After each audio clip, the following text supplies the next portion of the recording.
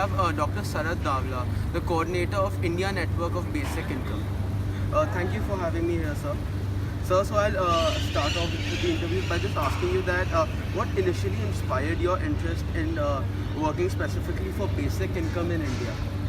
I think the India Network for Basic Income is an offshoot of a pilot study that we have conducted. The study was conducted by Self-Employed Women's Association, which is a union of the informal sector women workers. So the reason why they started this study is to understand why welfare delivery in our country fails. Are there alternative ways by which delivery can be better? Because you put 10 rupees from Delhi, by the time it reaches the beneficiary, it becomes 1 rupee. So, which our famous Rajiv Gandhi himself said that. So, this was a way of unconditional cash transfer, is a way of finding an alternative to an inefficient welfare delivery system.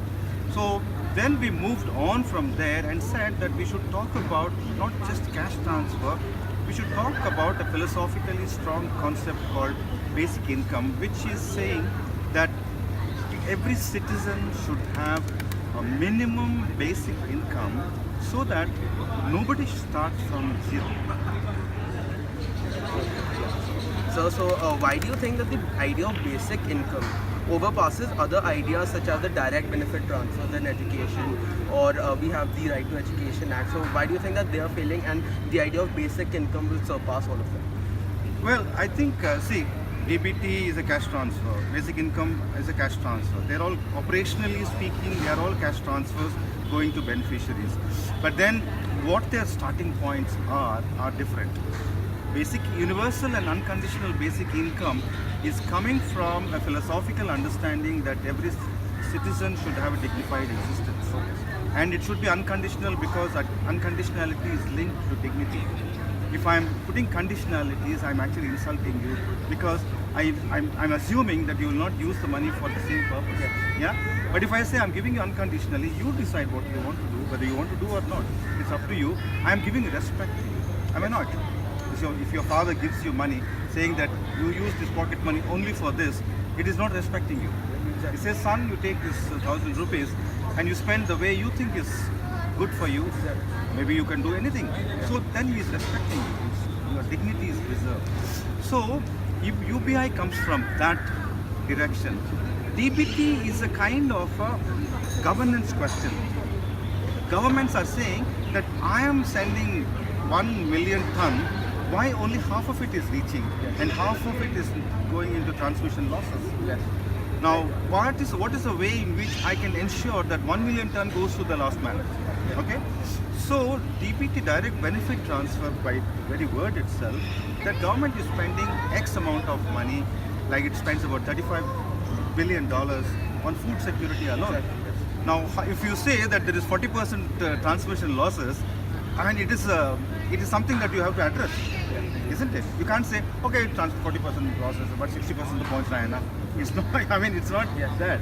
So it's the government's effort to ensure that they get the bang for every dollar they spend. Yes. That is DBT. That is DBT. Yes. But DBT and UBI intersect, but they are not necessarily the same conceptually. Yes.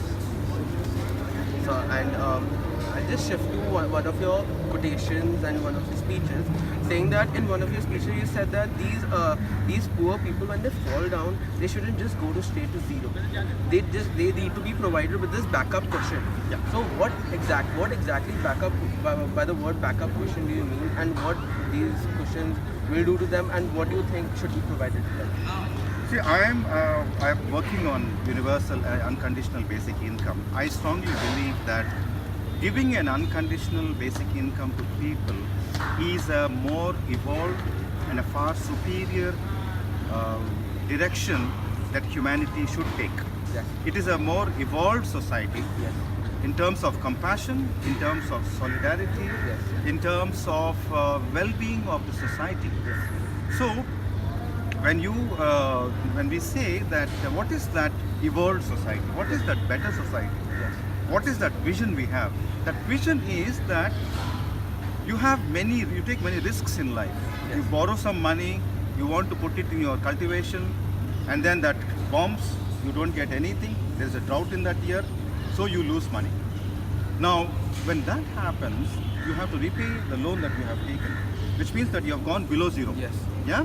So when you fall from there, you should have some basic cushion of a basic income. For example, a family of 5 people, if each person gets 1,000 rupees per month per person, you have 5,000 rupees in a family. Yes. In a rural family, 5,000 rupees has a lot of meaning. Yes. You can give them food. Yes. Maybe in Delhi for you, 5,000 rupees is not a big amount of money. Okay? So I am talking about the last man who is going to benefit from this, that he has some basics. He will repay the loan, but at least he will not stop eating. Yes. He will not die of hunger. Yes. And nobody should die of hunger in this country. That's true. Nobody should be hungry. Yes, Nobody that's should be destitute. That's Nobody should feel that there is nobody who cares for me. Yes. So that is a better society according to me. Yeah, thank you. That was an amazing point of view.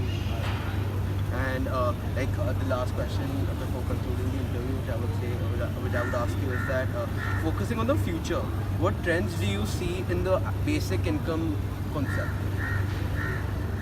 Well, I think, as I said in my speech, that at the moment, in that classical sense, basic income is not yet in place, in practice in any country.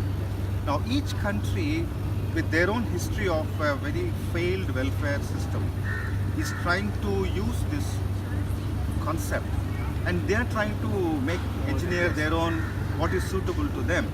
So, what the real cutting edge of basic income is that it is unconditional. That is really the most important thing. Second thing is, in our study we found that it is monthly. So if you every month you can look forward to a liquidity. The third thing is that basic income gives you liquidity because the poor people, most of them live in debt. They are always borrowing money and living on that. This liquidity helps them to go and buy their food properly. So the way I foresee the concept evolving is, we in India will try to tweak the concept to suit our needs. And as I said, it's not just DBT that I'm interested in. I'm also interested that every family should have the floor. So the basic objective of universal basic income is to raise the floor of everybody. It's like a big rain falling on very parched land. Yes. That the entire land gets water. Yeah. So that's thank you so much, sir, for your time, and we wish you the very best for your Thank you for your kind of good work that you're doing in this interview. I wish you interview more people and bring these good ideas to people. Thank you so much, sir. Thank you so much.